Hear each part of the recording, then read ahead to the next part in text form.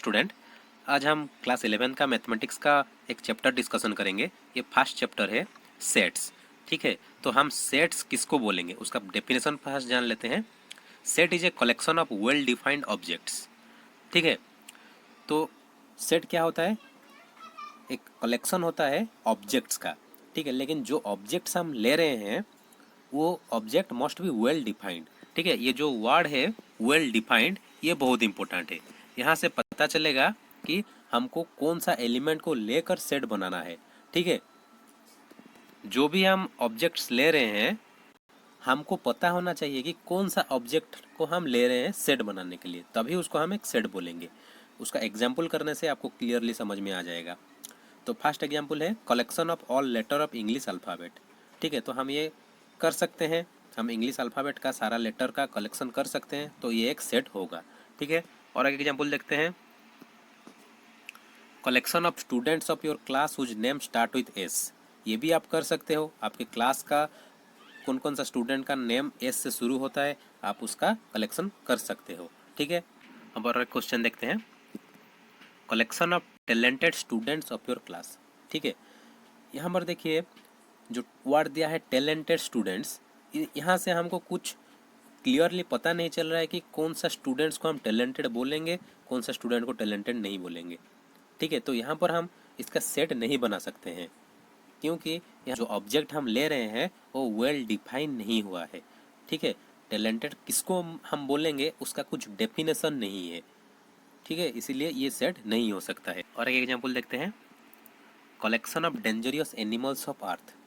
ठीक है, तो आप कौन सा एनिमल्स को डेंजरियस बोलेंगे? कोई एनिमल कम डेंजरियस है और कोई एनिमल ज़्यादा डेंजरियस है।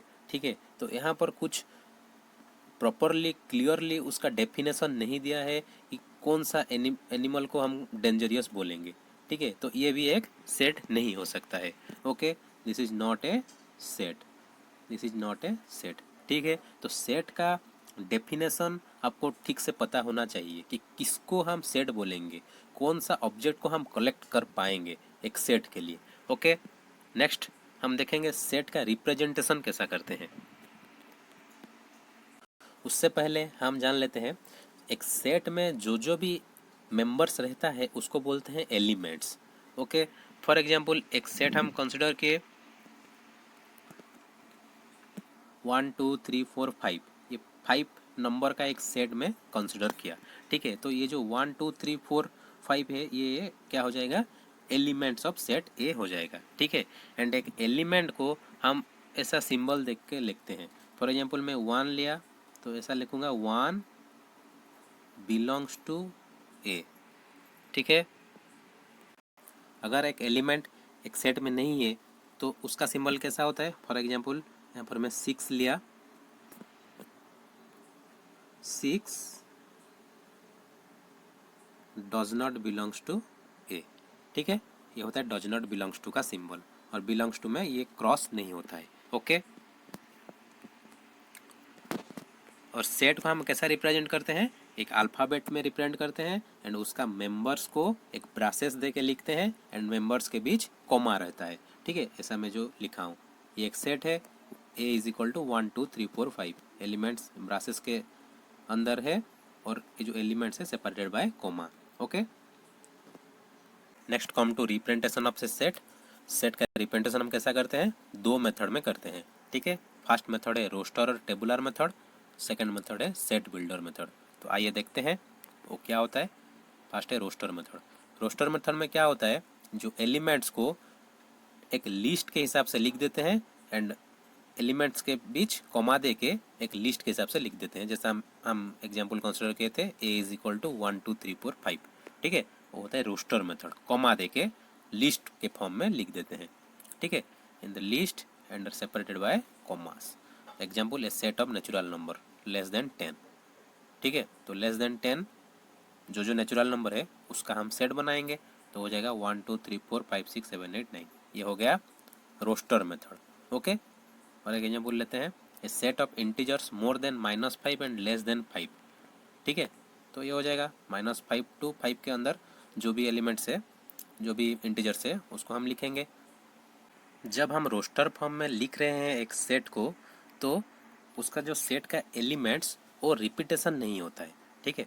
For example set of letter forming the word success, ठीक है। यहाँ पर हमको एक सेट बनाना है, ये जो सक्सेस वर्ड में कौन कौन सा लेटर है, ठीक है। तो यहाँ पर एक एस है, एक यू है, एक सी है, दो सी है, लेकिन हम एक सी लेंगे क्योंकि रिपीटेशन नहीं होता है।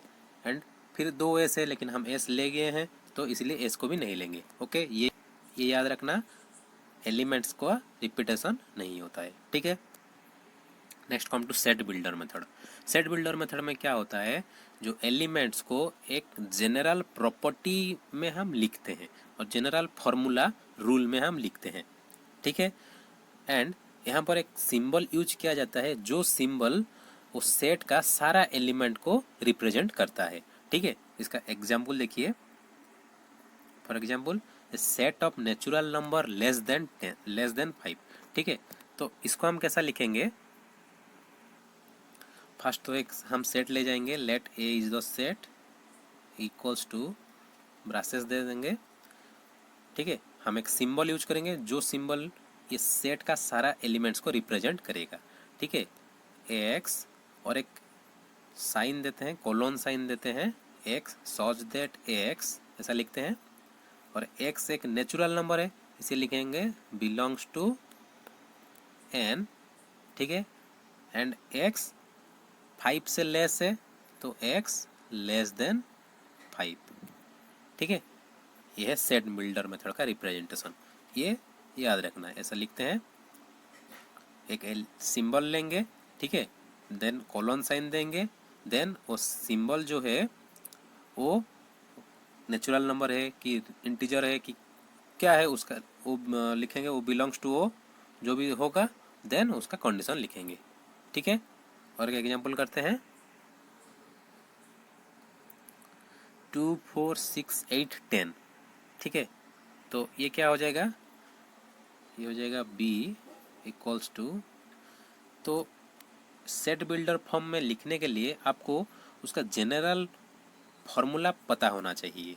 आप क्वेश्चन को ध्यान से देखिएगा एंड सारा एलिमेंट कैसा एक रूल में कनेक्टेड है वो देखना होगा आपको, ठीक है। तो यहाँ पर देखिए 2 4 6 8 10, ये सारा 2 का मल्टीपल्स दिया है, ओके। तो हम कह सकते हैं 2 into n, x such that x equals to 2n and n less than 6, ये कह सकते हैं। अगर n 1 होगा तो 2 मिलेगा, 2 होने से 4 मिलेगा, 3 होने से 6 मिलेगा, 4 होने से 8 मिलेगा, 5 होने से 10 मिलेगा, ठीक है। n लेस देन 6 नहीं ले सकते हैं, 6 से कम लेंगे, ठीक है। और एक क्वेश्चन करते हैं, write the set in roster form, ठीक है। सेट बिल्डर फॉर्म में दे दिया है, हमको रोस्टर फॉर्म में लिखना है। t is equal to x such that x is equal to 2n plus 1, n is a natural number and n less than 6, ठीक है। तो हमको कंडीशन दे दिया है, हमको खाली n का वैल्यू पुट करना है, ठीक है। तो n is a natural number दिया है तो n 1 से शुरू होगा एंड 5 तक होगा क्योंकि n लेस देन 6 दिया है, ठीक है। ये क्वेश्चन करते हैं, अगर n इज इक्वल्स टू 1 हुआ तो x कितना हो जाएगा, 2 + 1 3, 2 इंटू 1 2 + 1 3, ठीक है। अगर n इज इक्वल्स टू 2 हुआ तो x हो जाएगा 2 + 2 4 + 1 5 हो जाएगा। अगर n इज इक्वल्स टू 3 हुआ तो x हो जाएगा 7। अगर n इज इक्वल्स टू 4 हुआ तो x हो जाएगा 9 एंड अगर n इज इक्वल्स टू 5 हुआ तो x हो जाएगा 11, ठीक है। तो जो सेट दिया है t वो क्या हो जाएगा, उसको रोस्टर फॉर्म में लिखने से 3 5 7 9 एंड 11, ओके। ये हो जाएगा उसका set builder form. x such that x is equal to 1/n², n belongs to n, capital n मतलब natural number, and n less than 5 दिया है, ठीक है। तो ये क्वेश्चन करते हैं, n का वैल्यू हमको 4 तक लेना है क्योंकि लेस देन 5 दिया है, ठीक है। तो फर्स्ट 1 से लेंगे क्योंकि नेचुरल नंबर दिया है n। अगर n इज इक्वल्स टू 1 होगा तो x क्या हो जाएगा 1/1 का स्क्वायर, ठीक है। अगर n इज इक्वल्स टू 2 हुआ तो x क्या हो जाएगा 1/2 का स्क्वायर 1/4। अगर n इज इक्वल्स टू 3 हुआ तो x क्या हो जाएगा 1/9। अगर n इज इक्वल्स टू 4 हुआ तो x क्या हो जाएगा 1/16। ठीक है, तो ये हो जाएगा set b is equals to, हम लिखेंगे क्या 1/4 1/9 1/16। ओके, ठीक है। और एक क्वेश्चन करते हैं, write the set in set builder form. देखिए सेट बिल्डर फॉर्म का क्वेश्चन बहुत इंपॉर्टेंट होता है, क्योंकि जो क्वेश्चन सेट बिल्डर में देता है रोस्टर में लिखने के लिए बोलता है, हम डायरेक्टली उसका वैल्यू पुट करते हैं एन का वैल्यू एंड लिख देते हैं। लेकिन यहाँ पर हमको थोड़ा सोचना पड़ेगा कि जो एलिमेंट्स दिया है वो कौन सा जनरल प्रॉपर्टी फॉलो कर रहा है, जनरल रूल फॉलो कर रहा है। ठीक है, तो फर्स्ट क्वेश्चन करते हैं, ए इज इक्वल टू 3 6 9 12 15। तो देखिए यहाँ पर सारा नंबर 3 का मल्टीपुल से, ठीक है, तो जैसा हम 2 का मल्टीपुल किए थे वैसा कर देते हैं इसको। A is equal to X such that X belongs to N, तो ले जाएंगे। ठीक है, एक्स इज इक्वल टू क्या हो जाएगा यहाँ पर 3n।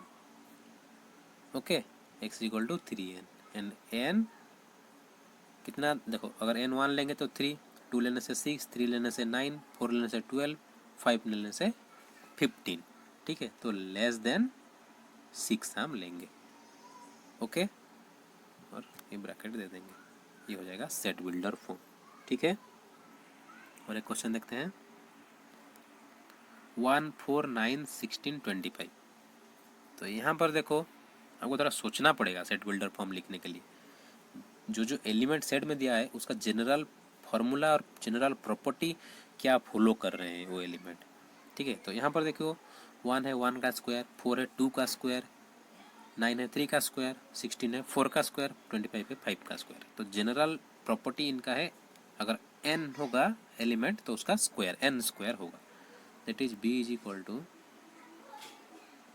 x such that x is equal to n square.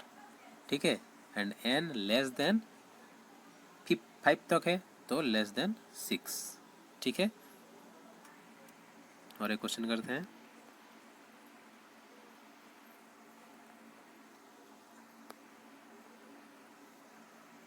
ये बहुत इंपॉर्टेंट क्वेश्चन है। 1/2 2/3 3/4 4/5 5/6 है। ठीक है, तो देखियो अगर न्यूमरेटर में 1 है तो डिनोमिनेटर में 2 है, दैट इज 1 + 1। ठीक है, सिमिलरली अगर न्यूमरेटर में 2 है तो डिनोमिनेटर में 3 है, दैट इज 2 + 1।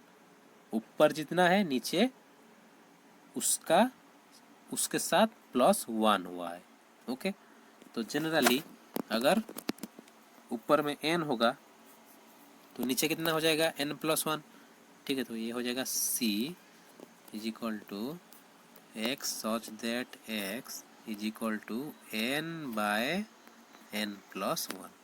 ठीक है, एंड n लेस देन, देखो n 5 तक लिया है इसीलिए n लेस देन 6। ठीक है,